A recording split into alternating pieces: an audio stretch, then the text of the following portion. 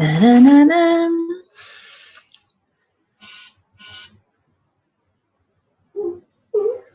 Olá, olá, pessoal. Boa noite. Entrando aqui online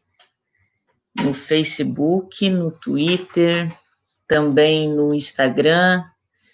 e no Spotify, daqui a pouquinho, quando a gente terminar o papo ao vivo aqui, esperando o pessoal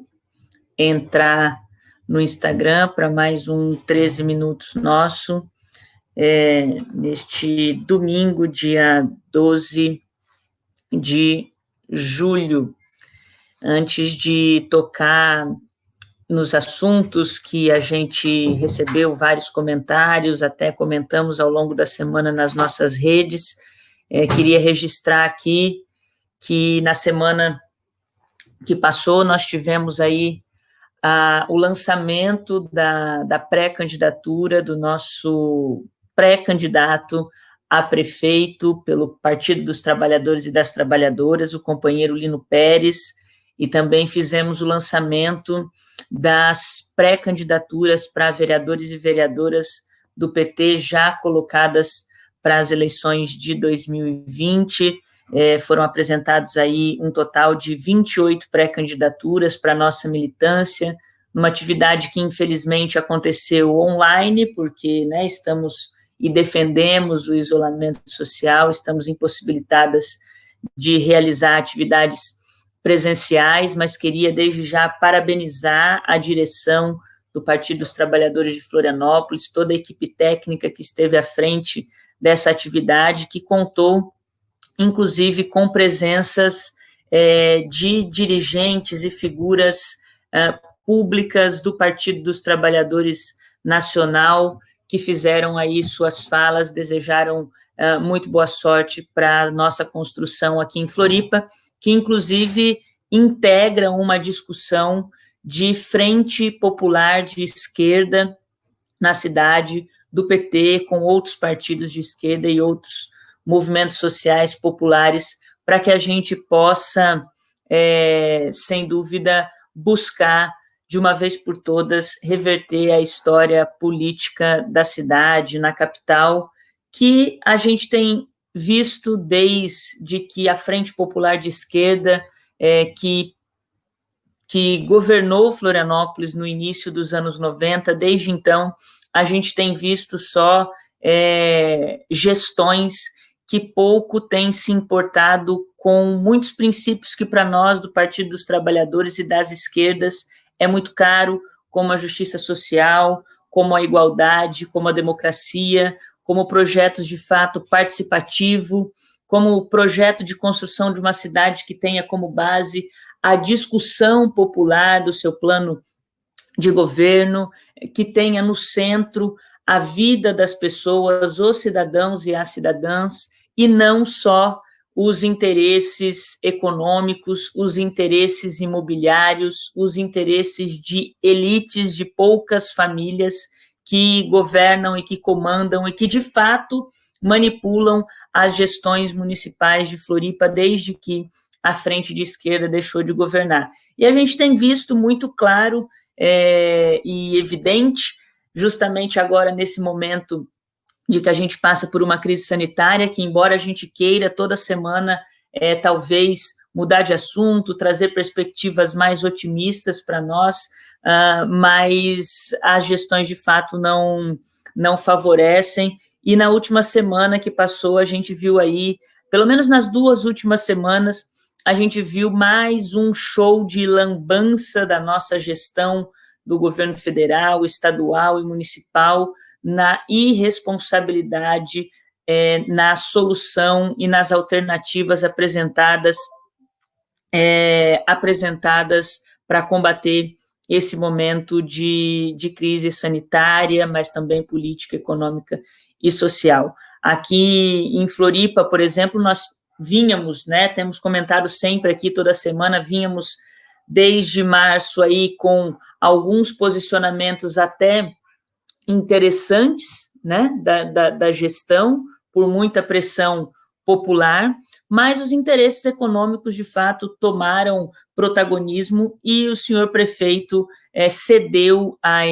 essas pressões. No último mês, reverteu e flexibilizou exacerbadamente o isolamento social, o que fez com que, nos últimos 15 dias, Florianópolis tivesse um aumento muito vertiginoso de casos e também voltasse a registrar mortes pela Covid, além de que a gestão estadual também sumiu, né? A gente tem aí, chega hoje a 43 mil casos no estado, e na semana passada a gente teve aí uma manifestação do prefeito dizendo que iria voltar atrás em relação às medidas restritivas, porque a região metropolitana não tomava ações, não fechava os seus comércios, não fechava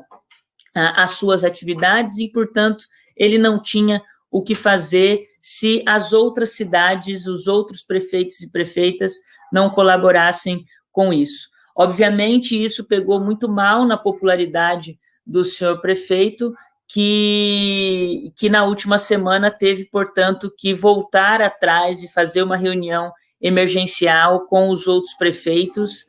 de modo a ontem lançar uma carta de medida integrada com outros municípios da região, como Palhoça, Biguaçu, São José, para impor medidas restritivas novamente. Só que a gente há de convir que essas medidas restritivas, elas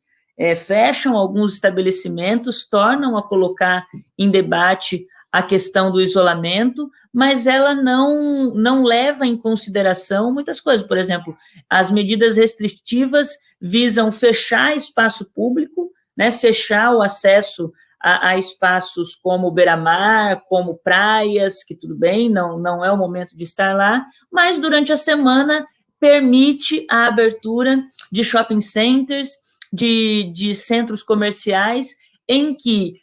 lidar com medidas de isolamento e de afastamento em ambientes fechados, como shopping centers, é muito mais difícil do que impor medidas restritivas em espaços abertos e públicos. Então, é evidente, fica escancarado a forma com que as gestões aqui da região metropolitana têm cedido aos interesses econômicos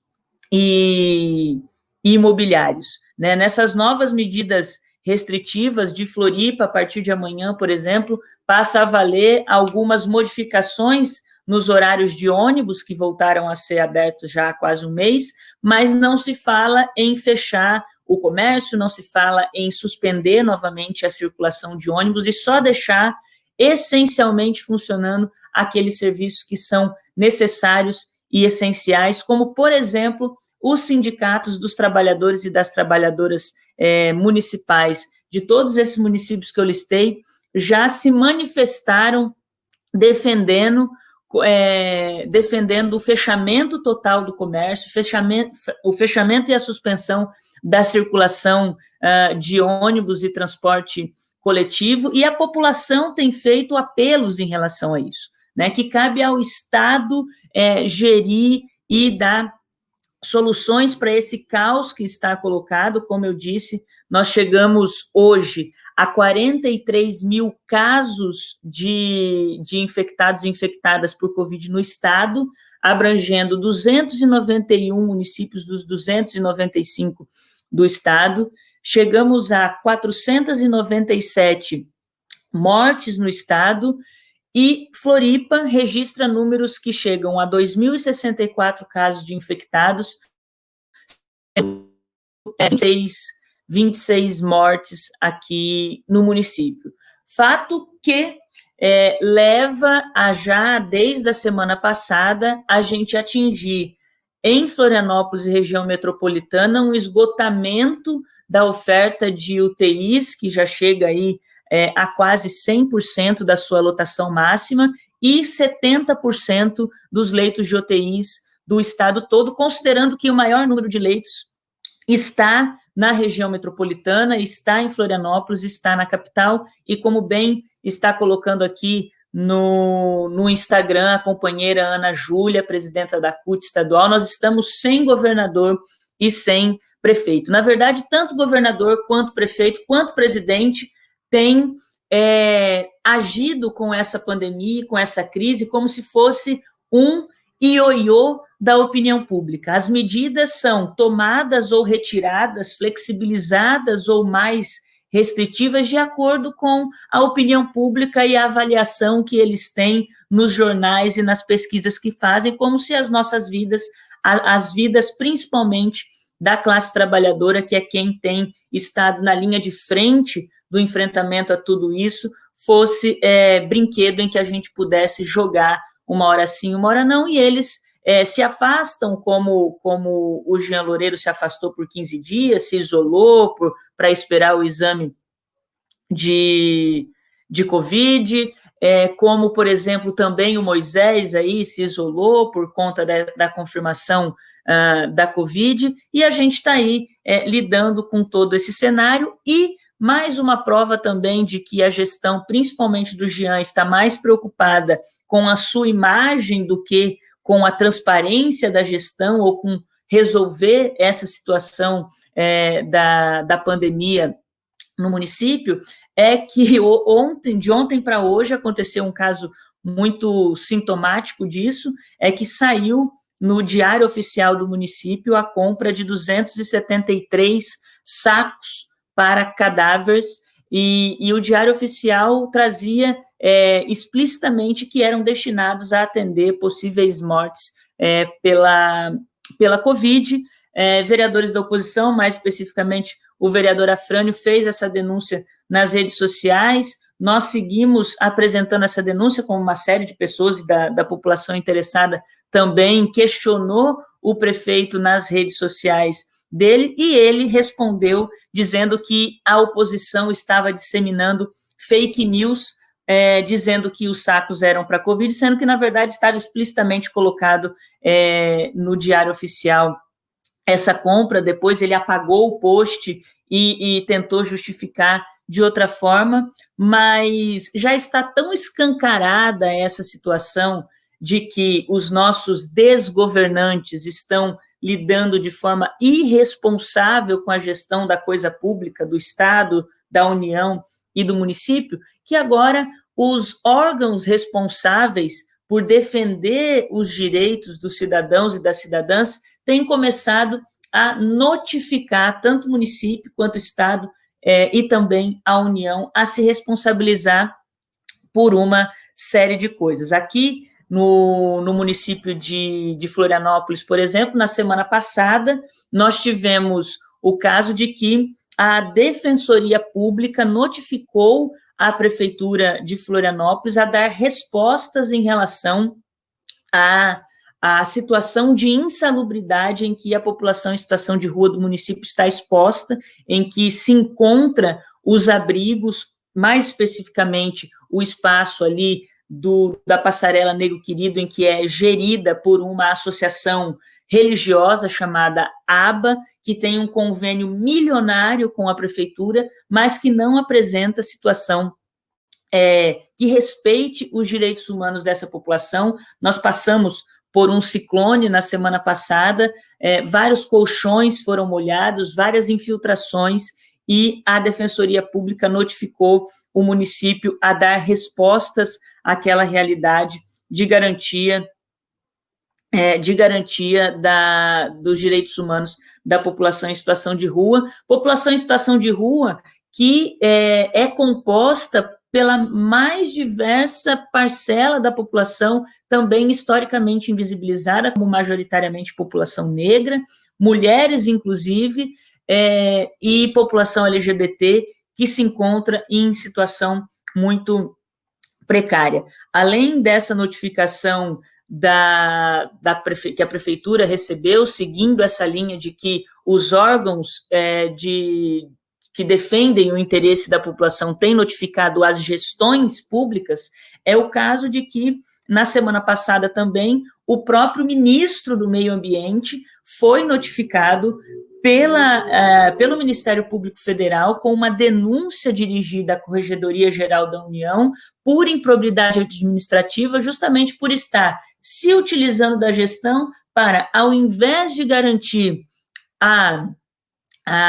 defesa do meio ambiente, a defesa da proteção da fauna e da flora, estar contribuindo para que a floresta amazônica, por exemplo, esteja em um dos seus estágios mais contínuos de desmatamento e de queimadas, e ele não tem feito nada em relação a isso. Inclusive, existe uma denúncia também de que os militares que estão destinados a oportunizar ou a fazer vista-grossas para essa operação de grilagem na Amazônia recebem mais verba do Estado do que o próprio IBAMA, que é o órgão federal que deveria receber aporte e estrutura para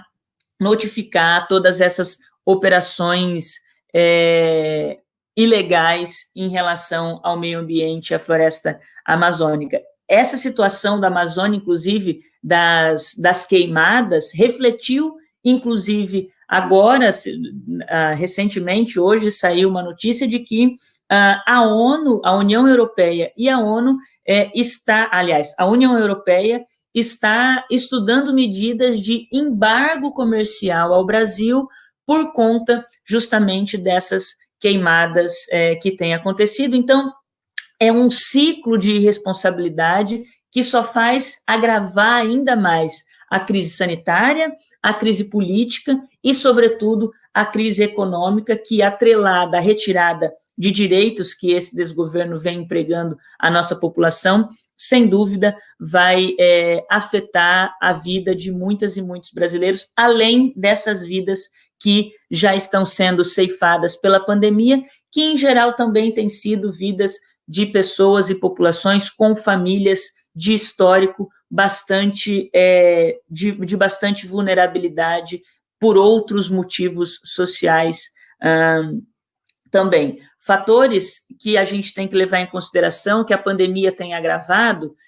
outras mazelas do dia a dia, né, das nossas vidas, essa questão do isolamento social, embora a gente defenda radicalmente que ele seja mantido, tem agravado outras situações colocadas na sociedade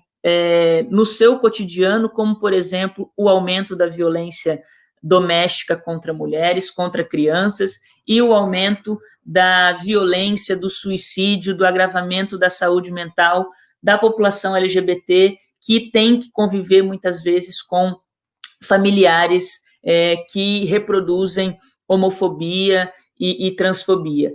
Ontem, nós tivemos mais um caso de um feminicídio brutal que aconteceu em Palhoça. Mais uma mulher foi vitimizada pelo seu companheiro, teve seu corpo depositado no porta-malas do seu carro e o carro abandonado na cidade vizinha, em São José, e a gente segue denunciando esse tipo de caso que se agravou na pandemia, porque os órgãos responsáveis por garantir direitos das mulheres também neste momento, de proteger as nossas vidas e de dar resposta a situações como essa, estão desestruturados desde o golpe da presidenta Dilma, mas nesse momento de pandemia também há uma desestruturação muito séria de casas-abrigos sendo desestruturadas, tendo seus atendimentos restritos, os hospitais, que por óbvio estão destinados muitas vezes ao atendimento emergencial dos casos de Covid, estão tendo atendimentos restritos a situações, por exemplo, de violência sexual, de violência doméstica. Então, são situações que a gente já vem há muito tempo sem respostas, há muito tempo com problemas, e que a Covid só vem aprofundar e agravar. Eu queria deixar um salve aqui, falei, mas queria deixar um salve para o pessoal que tem comentado também aqui no Instagram e no Facebook, o Márcio Flávio, também o Marcelo Chagas, que colocou aqui que o isolamento do governador se deu desde a sua posse em 2019, isolado das políticas públicas necessárias. Na verdade, do governador, do presidente, de toda essa gente que reproduz esses valores de ódio, esses valores de retirada de direito, esses valores de um governo que é, sem dúvida, genocida. Né? Por isso que anteontem, na sexta-feira, foi o Dia Nacional de Mobilização pelo Fora Bolsonaro e Mourão, que a gente tem denunciado todas essas mazelas e tem pedido o Fora Bolsonaro, o seu impeachment, justamente por isso que o pessoal está colocando aqui, Nelson e também o Marcelo, populações carentes versus poder público ausente. A gente precisa mudar esse cenário. E só para finalizar, em relação à semana passada também, a gente anunciou aqui nas redes sociais, também fazendo um link com essa situação de Palhoça, de mais um lamentável feminicídio. Nós aprovamos aqui na cidade de Florianópolis, durante a minha breve passagem pela Câmara, o projeto de lei que cria o dossiê da mulher florianopolitana, que é, na verdade, um projeto que visa divulgar periodicamente os casos de agressão doméstica, de violência contra a mulher e também feminicídio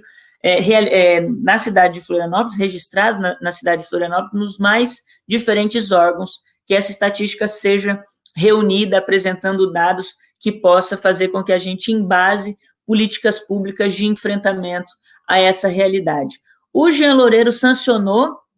essa lei, então agora a gente passa a ter a lei do dossiê da mulher florianopolitana. O nosso desafio agora, já que a sanção foi feita, é que a gente se reúna com a gestão pública para construir uma metodologia participativa justamente para apurar esses dados. Nessa semana que entra, a partir de amanhã, quero informar aqui que eu e toda a minha equipe vai encaminhar à prefeitura, à gestão, um ofício solicitando que a gente se reúna o mais breve possível, nos colocando à disposição, e que essa metodologia seja construída de forma participativa com os atores e atrizes interessadas nesse tema, que é o movimento social de mulheres e feminista da cidade, que é o Conselho Municipal das Mulheres, que é os órgãos de pesquisa, institutos de pesquisa de gênero da cidade, e que essa metodologia não seja criada a partir, mais uma vez, de uma gestão protagonizada por homens que não entendem, muitas vezes, da violência que a gente sofre, ou seja protagonizada por atores e atrizes que, na verdade, ao invés do interesse de nos proteger, tem muito mais o interesse de nos cercear direitos, né? Então, deixo aqui o informe dessa nossa ação que vai acontecer durante essa semana. A gente vai divulgar, sem dúvida, também nas nossas redes sociais, e no próximo domingo a gente volta a falar sobre ela, beleza? Então, eu peço que vocês sigam aqui nos acompanhando todos os domingos, nos nossos 13 Minutos com Carla, e também às quintas-feiras, a partir das 8 horas, o nosso Papo de Quinta com o vereador Lino Pérez, e agora também nosso pré-candidato a prefeito, em que toda semana a gente tem feito um papo, nos reunido e trazido temas do interesse da cidade para a gente conversar por aqui. Como eu falei, além de estarmos ao vivo no Facebook, no Twitter e no Instagram, sempre aos domingos, a partir das 8 da noite, a gente agora também está disponível no Spotify. Então, se perdeu o nosso bate-papo por aqui, é só acessar o canal lá no Spotify, Carla Aires Debate, que vocês vão poder se inteirar do que a gente discutiu, e também acessar as nossas redes e trazer mais perguntas e trazer mais assuntos que a gente possa debater, fazer os seus comentários e sugestões, e eu desejo a todas e todos vocês que possam ter uma boa semana na paz de Oxalá e Iemanjá. Um beijo, até domingo que vem.